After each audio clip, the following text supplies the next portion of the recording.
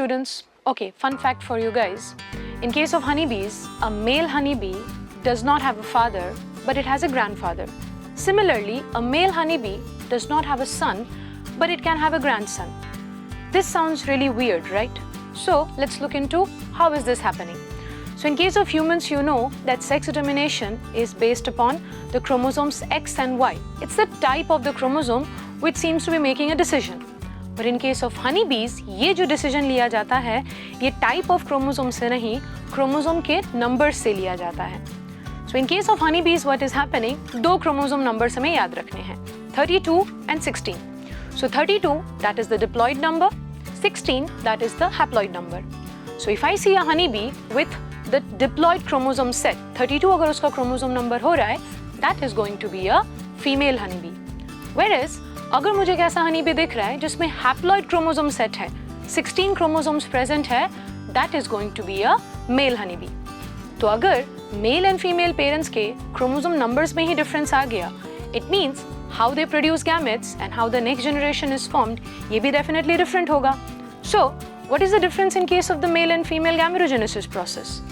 The female honeybee जो diploid है वो सिंपली मियोसिस परफॉर्म करेगा. यू नो मियोसिस परफॉर्म होगा तो जो भी सेल्स बनेंगे वो हैप्लॉइड बनेंगे.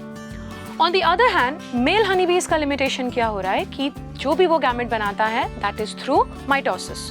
तो पेरेंट भी 16 क्रोमोसोम्स, गैमेट में भी 16 क्रोमोसोम्स, तो गैमेटोजेनेसिस अलग हो गया. अब आगे इन गैमेट्स का फेट क्या होने वाला है? तो फीमेल गैमेट के दो यहाँ पे फेट होने वाले हैं. What are the two fates? Some of these female gametes वो नॉर्मली क्या करेंगे, मेल गैमेट के साथ फर्टिलाइज कर देंगे. तो सेक्सुअल रिप्रोडक्शन है तो फर्टिलाइजेशन तो नॉर्मल है. As a result of fertilisation haploid haploid मिलके यहाँ पे क्या हो जाएगा, 2n. बिगिनिंग में हमने क्या बोला था कि अगर डिप्लॉइड कंडीशन आ गया फीमेल, तो इसका मतलब female honeybees they were form through fertilisation.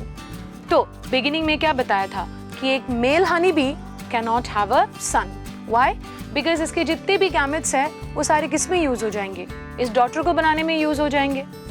Now जो रिमेनिंग फीमेल गैमेट्स रह गए थे वो क्या करेंगे, they are going to develop without fertilisation through a process called parthenogenesis. And parthenogenesis से अगर यहाँ पे फर्टिलाइजेशन ही नहीं हुआ, प्लॉइडी में कोई चेंज नहीं आएगा, so these female gametes they are going to develop into male honeybees. Again beginning में क्या बताया था that a male honeybee does not have a father. So इसका मतलब ये जो male honeybee है ये बना कैसे, ये directly mother के body से form हुआ है.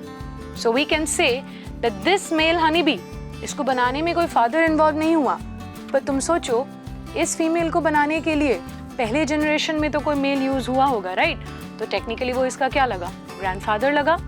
सिमिलरली ये जो मेल हनीबी था ये आगे कोई सन डेवलप नहीं करा रहा है, बट ये जो फीमेल है इससे तो आगे मेल्स बनेंगे, राइट? इसके वो क्या लगेंगे, ग्रैंडसन्स लगेंगे.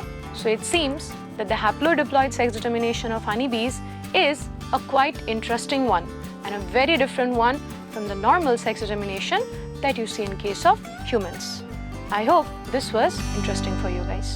Thank you.